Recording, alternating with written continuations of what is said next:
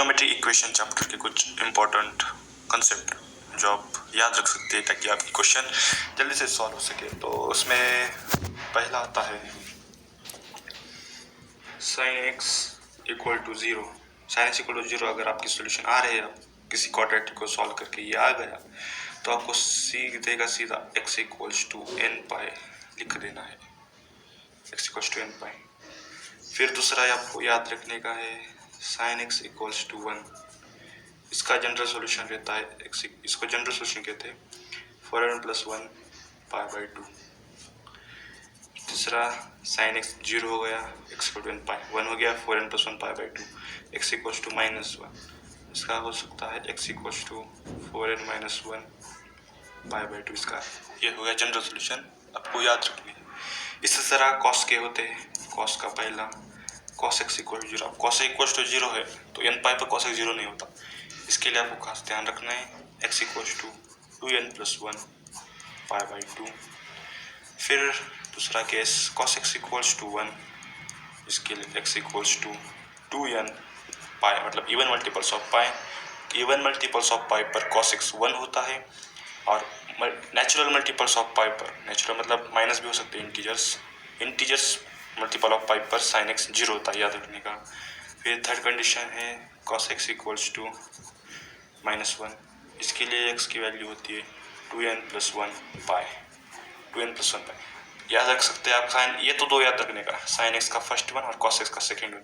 तो sine x zero X equals to N pi पर होता है, cos X zero 2n plus one pi by two होता है, तो कॉस एक्स वन 2n पाई पर होता है। Cos sine x zero n पाई पर होता है, कॉस एक्स वन 2n पाई पर होता है। फिर साइन एक्स में 4n प्लस वन आता है, 4n माइनस वन आता है माइनस के लिए, पर कॉस एक्स में वन जीरो के लिए 2n प्लस वन आता है और माइनस वन के लिए 2n प्लस वन आता है, इधर पाई बाई टू। ये आप याद रखने का, जल्दी से क्वेश्चन सॉल्व कर सकते हैं। फिर एक साइन एक्स के लिए एक ट्रिक रहती है कि sine n pi minus theta, इसकी वैल्यू क्या हो सकती है, मतलब शॉर्ट फॉर्म में सिर्फ थीटा के फॉर्म में क्या हो सकती है, तो वो होती है माइनस वन की power n minus one sine theta. इस sine n pi minus theta मतलब बड़े बड़े अंदर एंगल्स है तो उसको छोटे एंगल्स में ऐसे कन्वर्ट कर सकते हैं आप। फिर हमको रेंज देखनी पड़ती है, मतलब का रेंज नहीं, जनरल सॉल्यूशन देखने पड़ते हैं। जैसे कि sine theta equals to sine alpha अगर है, साइन थीटा सॉल्व करके अगर कुछ नंबर आ गए, मतलब साइन थीटा सॉल्व करके हम 1/√2 आया तो उसको रखते हैं sine theta equal to sine pi by 4, तो अल्फा की वैल्यू उधर पाई बाई 4 हो सकती है। इसका जनरल सॉल्यूशन होता है theta equals to N pi plus minus one की पावर n टाइम्स अल्फा, जहाँ पर अल्फा की रेंज आपने ट्रिग्नोमेट्रिक फंक्शन में सीखी होगी कि अल्फा की रेंज कहाँ से कहाँ लेने जाते हैं, माइनस पाई बाई टू से लेके पाई बाई टू। इसमें का ही अल्फा लेना है आपको, बाकी इधर का भी अल्फा नहीं लेने का। फिर cos theta equals to cos alpha के लिए theta equals to 2n pi plus minus alpha. इसकी भी रेंज आपने ट्रिग्नोमेट्री में सीखी होगी कि अल्फा कहाँ से कहाँ लेता है, जीरो से लेके पाई इंक्लूडिंग बोथ, इसमें भी including pi minus pi by to including pi by to, अरे जीरो से पाई। कॉस थीटा और अल्फा की रेंज जीरो से पाई की रेंज में होती है।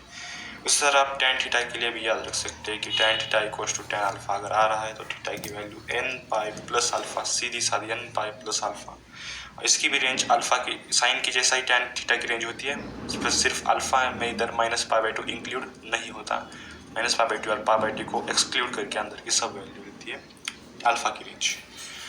फिर sine square theta equals to sine square alpha, इसकी देखनी है तो इसमें मतलब sine square alpha theta equal sine square alpha, या फिर cos square theta equal to cos square alpha, या फिर tan square theta equal to tan square alpha. तीनों के लिए एक ही रेंज होती है कि theta equals to n pi plus minus alpha, जहाँ पे अल्फा हर एक के लिए अलग अलग के लिए उनकी रेंज में लाई करना चाहिए, तभी ये लग सकता है। और प्रिंसिपल सॉल्यूशंस मतलब 0 से 2 पाई के बीच में दो सॉल्यूशन होते हैं। फिर हो गया इतना, याद कर सकते हैं, इससे आपकी ट्रिग्नोमेट्री इक्वेशन सॉल्व हो सकती है। और मैं अगले वीडियो में बताऊंगा कि ट्रिग्नोमेट्री के सॉल्व करने के अलग अलग क्या मेथड हो सकते हैं।